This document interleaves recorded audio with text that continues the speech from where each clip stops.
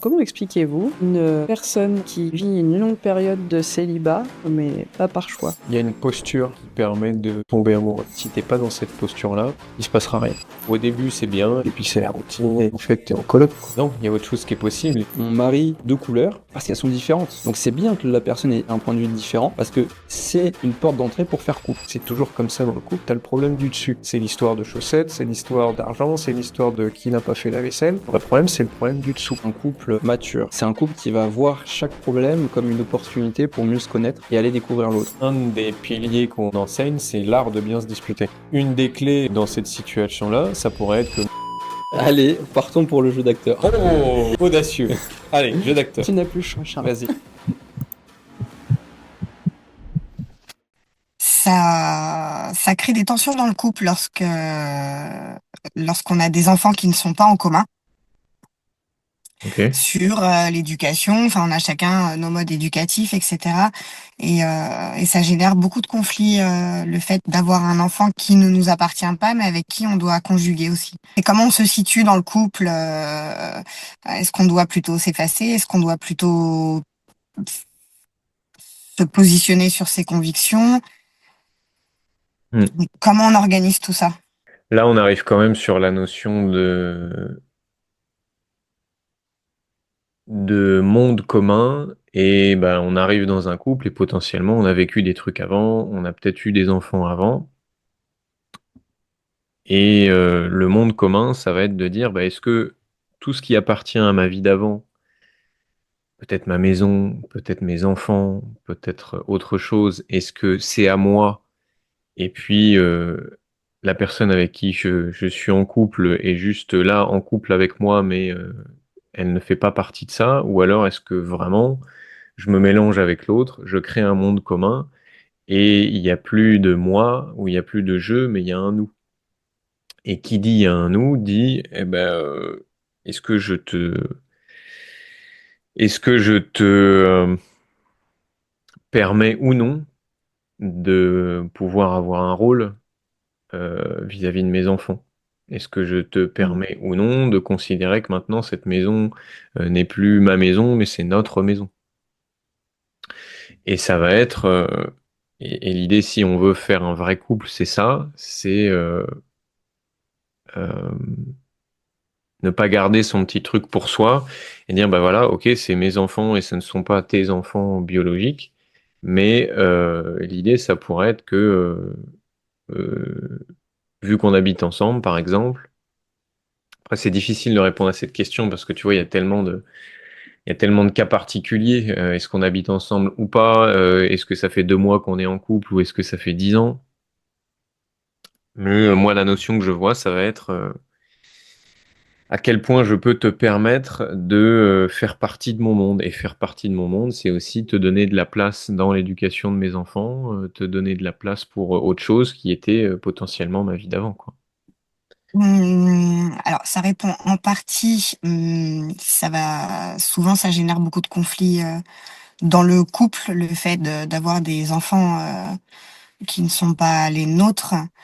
Euh, j'ai un parent qui va dire, le papa, par exemple, de ses enfants qui va dire, euh, fais ça. Et la personne qui est en couple avec lui va vouloir proposer autre chose. Et là, ça va pas passer, ça va générer du conflit et ainsi de suite.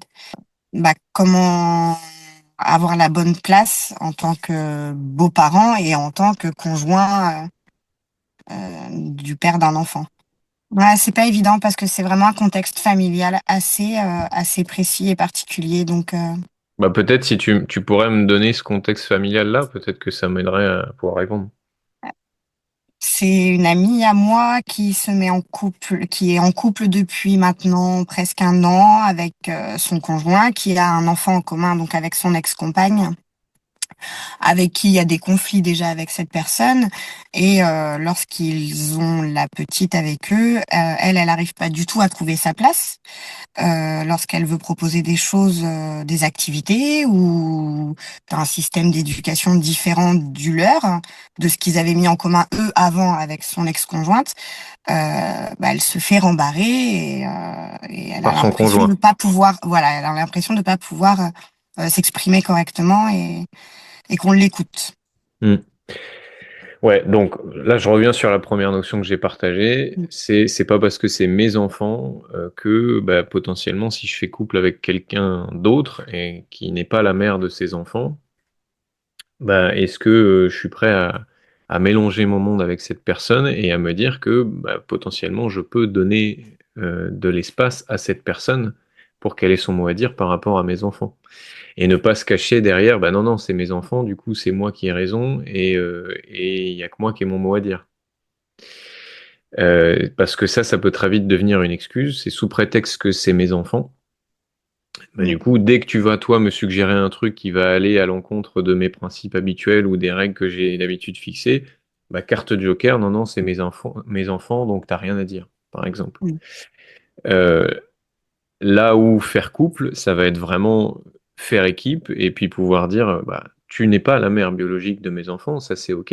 Par contre, si on est en couple, qu'on vit sous le même toit avec ces enfants-là, en fait, c'est notre toit.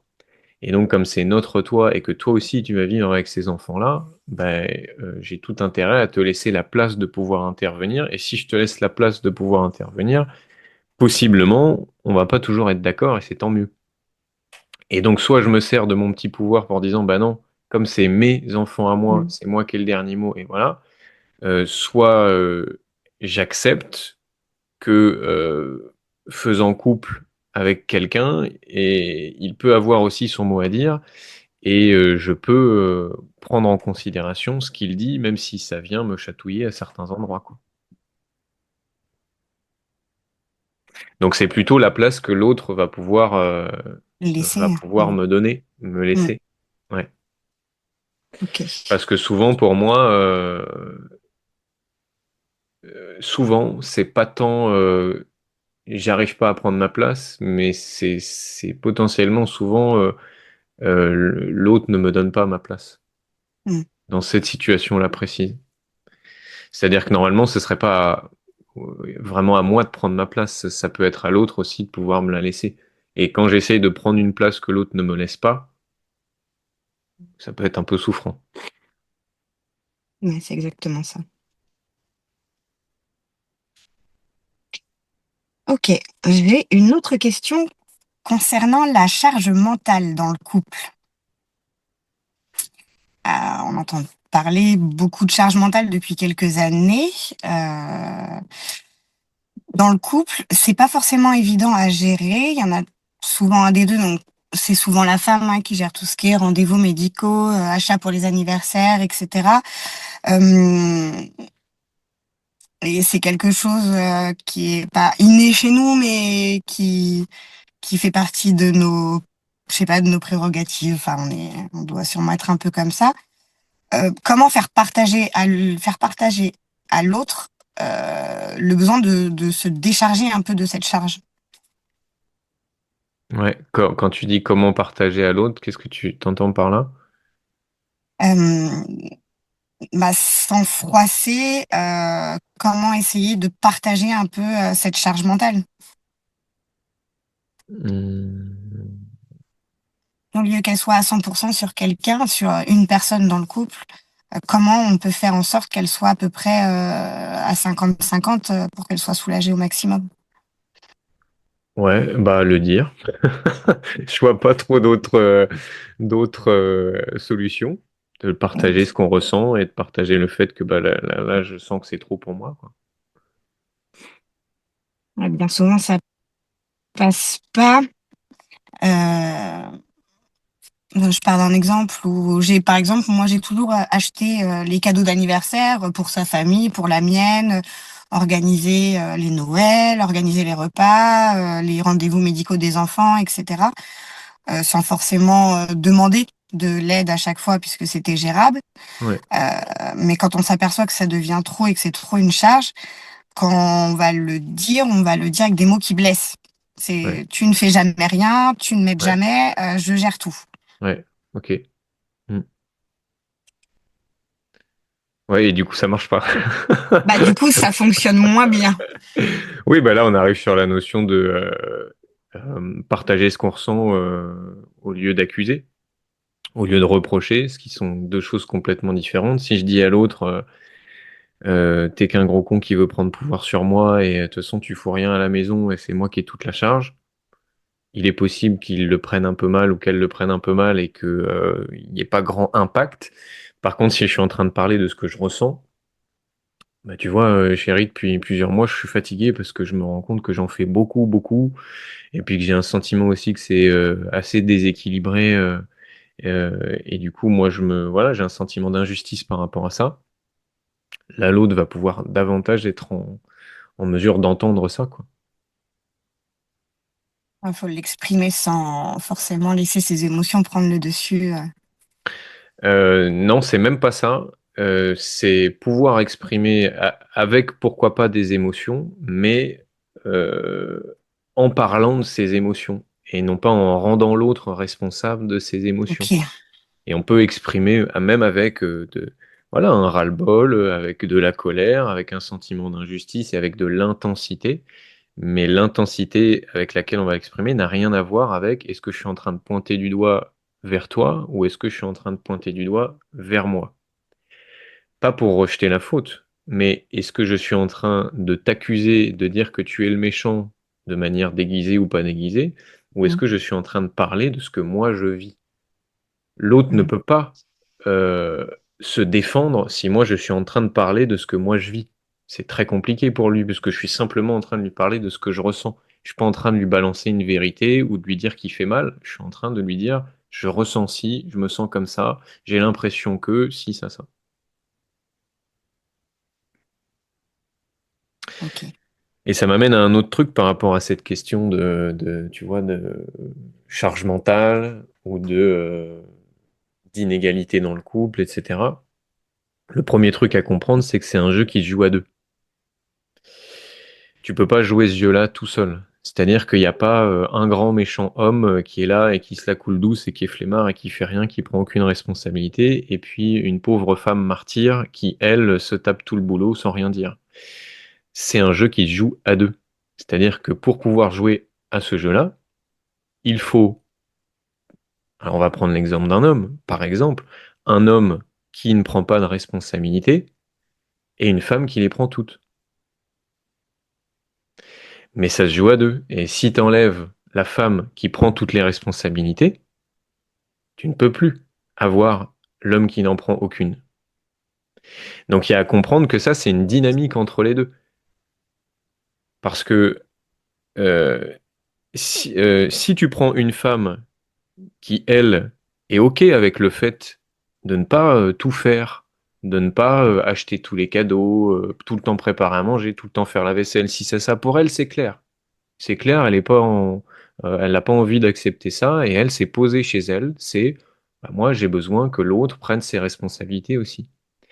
Bizarrement, quand elle va arriver dans son couple, bah, elle va se mettre en couple et l'autre va être en capacité de prendre ses responsabilités, puisqu'elle va permettre à l'autre et laisser la place à l'autre de le faire.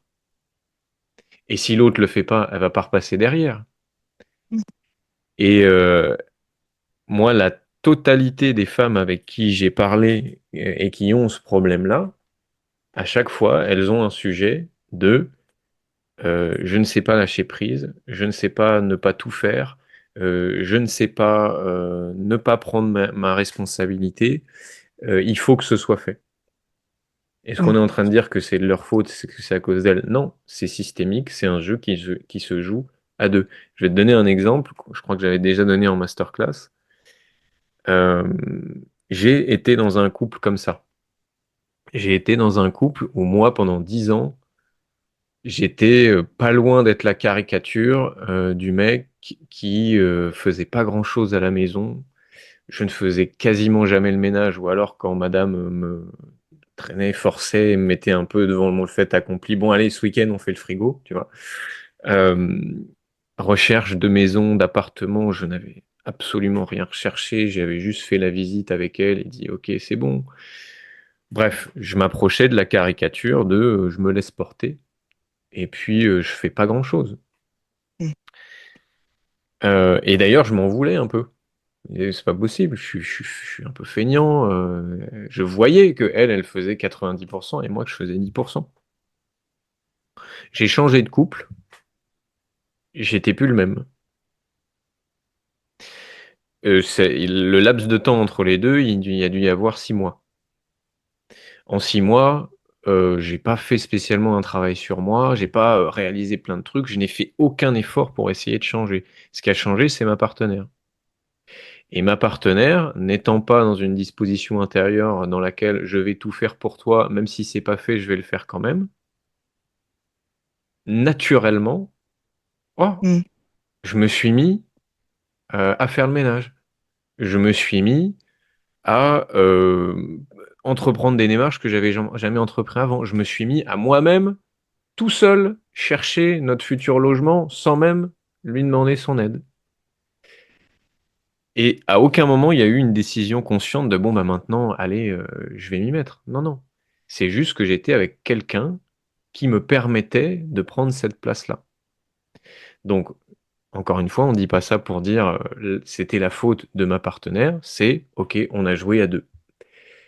J'ai joué au gros flemmard qui était bien confortable de pas foutre grand-chose, et tu as joué à celle qui portait tout sur son dos et qui prenait toutes les responsabilités. Quand je me suis mis à jouer avec quelqu'un d'autre, le jeu était différent. Mm. Et à chaque fois que j'ai parlé avec une femme qui me disait, ouais, en fait, les hommes, en gros, c'est tous des gros bébés adolescents qu'il faut prendre par la main, etc. Elles avaient toujours un sujet avec, je suis incapable de lâcher prise, je suis incapable de pas faire quand de ne pas faire quand les choses ne sont pas encore faites, toujours. Et donc, bah, l'autre, ouais, tu me proposes de jouer à ça, bah oui, moi je vais jouer à ça, il n'y a pas de problème. Tu me proposes de tout faire, bah ok, ok. Ok. Et dernière question, les projets de vie en commun. Les projets de vie communs, est-ce que c'est important d'évoluer avec euh, les mêmes projets de vie communs, c'est-à-dire un peu la même vision des choses sur la vie, un peu comme au début d'une relation où on a plein de projets au début d'une relation, on va vivre ensemble, on va créer un cocon, on va faire plein de choses. Et puis au fur et à mesure, la vie avance et on a d'autres projets, acheter des maisons, faire des enfants, etc. Est-ce que c'est important d'avoir un minimum de projets en commun? Est-ce que ça soude un couple? Hmm, ouais, je comprends bien la question. Euh,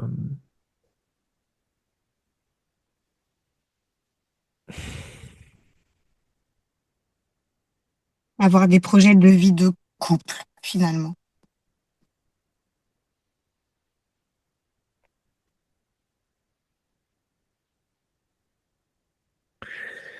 euh, Ça peut être cool d'avoir un socle de projets communs et d'avoir une même vision on veut tous les deux ci, ça, pourquoi pas. Et en même temps, euh, ne pas avoir des projets communs, c'est pas un bon argument pour se dire que la relation peut pas marcher. Et en fait, le vrai sujet, il est sur est-ce que ma priorité, c'est d'être avec l'autre ou pas? Si ma priorité, c'est d'être avec l'autre,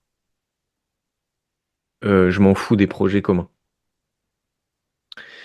C'est-à-dire que moi, si je suis en couple et si je m'engage dans un couple, euh, ma priorité, c'est d'être avec l'autre. Le reste, c'est secondaire. C'est-à-dire que je peux vivre à Mexico, à Moscou ou au fin fond de la Normandie. C'est pas grave parce que je suis avec l'autre. Et donc, si on est dans cette disposition intérieure-là, de toute façon, le principal, c'est que je sois avec toi. Le reste, c'est secondaire. Et le reste, on trouvera forcément des solutions.